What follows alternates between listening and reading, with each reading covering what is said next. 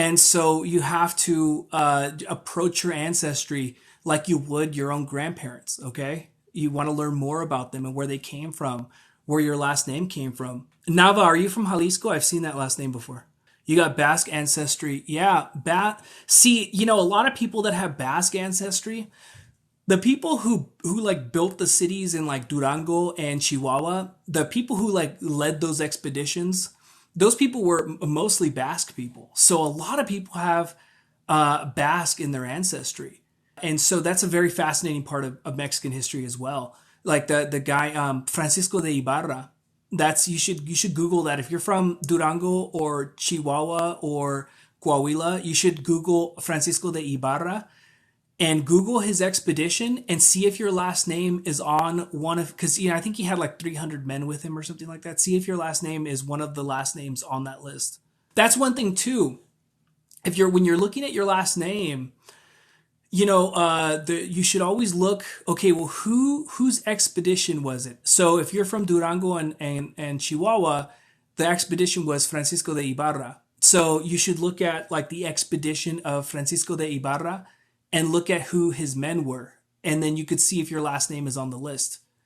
And because we're the same people. Like we're the people. Those people never left, guys. It's like I have to remind people that stuff. Like those people never left, and that's where, for many of us, not all of them, that's where a lot of our last names come from. So what happens is, okay, there's an indigenous way to look at last names, and there's a Spanish way to look at last names. And so let's talk about the Spanish way first, because that's kind of like where a lot of our last names come from, because 60 to 65% of all paternal lines in Mexico are Spanish paternal lines. So that means your last name, when it comes from Spain, it literally comes from Spain. And so, or Portugal. And so you should always factor in Portuguese. So the first wave would be like the first settlers. And sometimes it's conquistadors, sometimes it's not. Some areas really didn't have anybody living there. Some areas, right? Not all areas. And so there's like the first wave, and there's usually only a couple hundred people. It's usually not that many. It's not waves and waves of people. It might be like 100 people or 200 people. Your last name might be on that list. But like usually there's like one wave where they come and like build the cities or whatever and like build the infrastructure, because you have to build infrastructure to live there, right? And then you see like this population increase. So you'll see like, let's just say Jalisco, for example, the area was conquered like around 1530. And that's where you see like the first trickle of people moving in. And then there's like a more of a bigger rush of people moving in towards like the 40s, 50s, 60s, and then up until like 1650. And then the growth of the expansion of the peninsular, like the Spanish population, like declined after that, because it kind of peaked, like Spanish immigration peaked like around 1650, and then it dropped off. And then the expansion of the population was actually people born in Mexico. They were Spaniards born in Mexico. And that's why like in 1810, there's like 1.3 million criollos, like Spaniards that were born in Mexico, and they stayed in Mexico. So you have to see, did your last name come in 1530, or did it come in 1565, or did it come in 1650? One of those waves, your last name got to Mexico. And that would have been, when your paternal ancestry came. So either it came with the conquistadors or the first settlers, or it came with one of the second or third waves. That's the Spanish way to look at it. Now, the indigenous way to look at it is, one, first and foremost, some indigenous people did have certain like family last names, okay? Like if you are associated with the Moctezuma bloodline, you were given the last name Moctezuma. And so there are actually people, like there's like 500 people. There's probably way more, but there's at least 500 people. I think there's like some sort of like association for them in Mexico, that if you're a descendant of Moctezuma, there's like 500 of them that have been identified. I'm sure there's way more. There has to be more, but there's people with the last name Moctezuma. And so there are indigenous people that did have last names. Not many. The widespread use of last names is a Western concept, okay? So some people might say, well, I don't know what my last name was before the Spaniards got there. Chances are you didn't have one. And so 9 times out of 10, probably 99 times out of 100, you didn't have one. It was very, very specific people that had last names. Remember, the widespread use of last names is a Western concept. Indigenous people had other ways to identify communal affiliation, family affiliation. They had other ways to do that. With Spaniards, it was last names was one of them, right? But like indigenous people had other forms of identifying their communal affiliations. So that's one, okay? You may or may not have an OG indigenous last name. The second layer you can look at is some elites, and this is a lot of people. They have some people have like a negative view of last names. Actually, some of the first indigenous people to adopt Spanish last names were actually elites. And so there's two ways the elites did this. Now remember, why would they want to adopt last names? Well, because they own property. The indigenous elites, a lot of them, especially in central Mexico, they own private property. And so now they were dealing with the Spanish legal system. And with the Spanish legal system, you have to have wills, you have to have, stuff like that. So people wrote wills back then, like I'm going to give my house to my son, or I'm going to give my farm to my daughter. Like they had wills back then. So that's when indigenous elites started adopting Spanish last names. So if you have the last name Mendoza, that last name is elite, either if you are of Spanish origin or of indigenous origin. Like that last name Mendoza, a lot of elites, the name Mendoza itself in colonial Mexico had a title of nobility. So it was an elite last name. Like a lot of the families that had that last name were part of this like bloodline of like nobles. So local indigenous people, when they decided to adopt Spanish last names, they would choose the like names that were also elite in Spanish.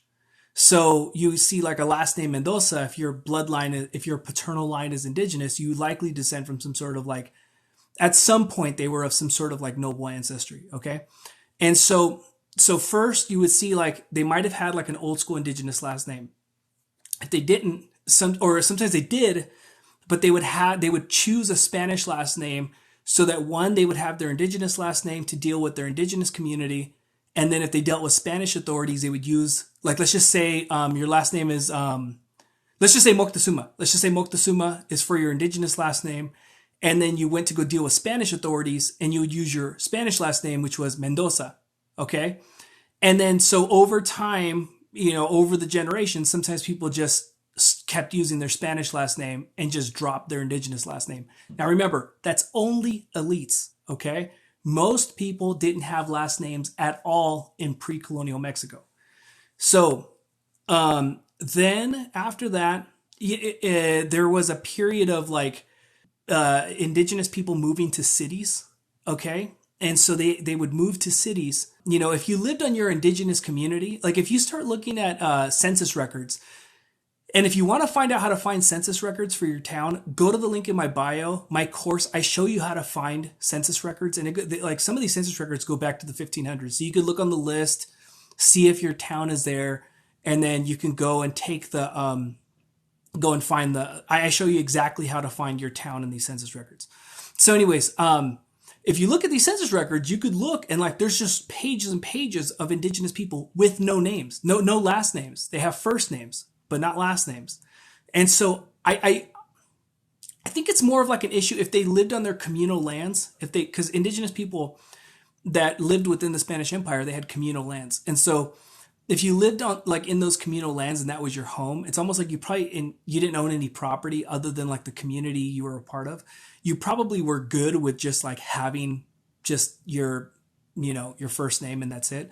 And then, but there's like this period, especially going into like the 1700s, where people start moving into cities. Okay.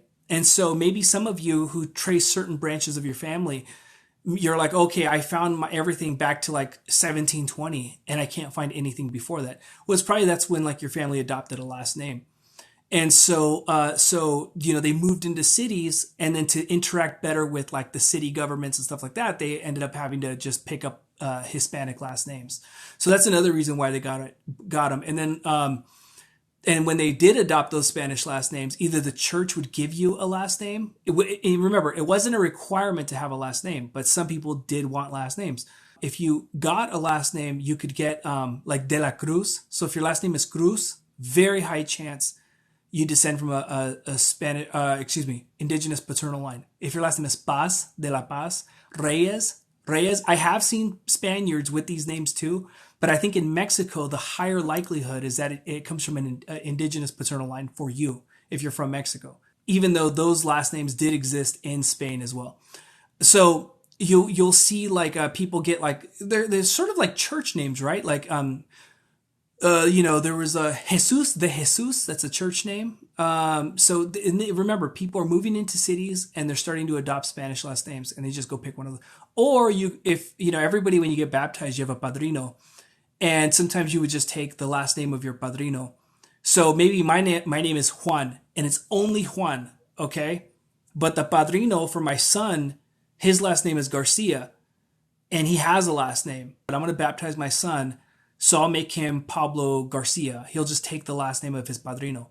So that's another way they picked up a last name like that. So there are ways down the line people started adopting last names. But again, some indigenous people were the elites, and they were like the first round to get last names.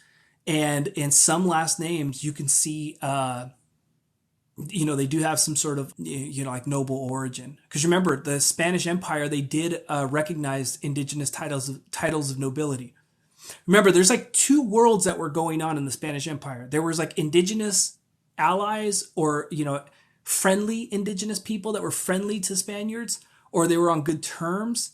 And those are the ones that ended up with land grants. In 1810, 60% of Mexico was still self-identified as indigenous, okay? They lived, say, almost 60%. It was 60%, and almost all of those 60% were living on communal lands.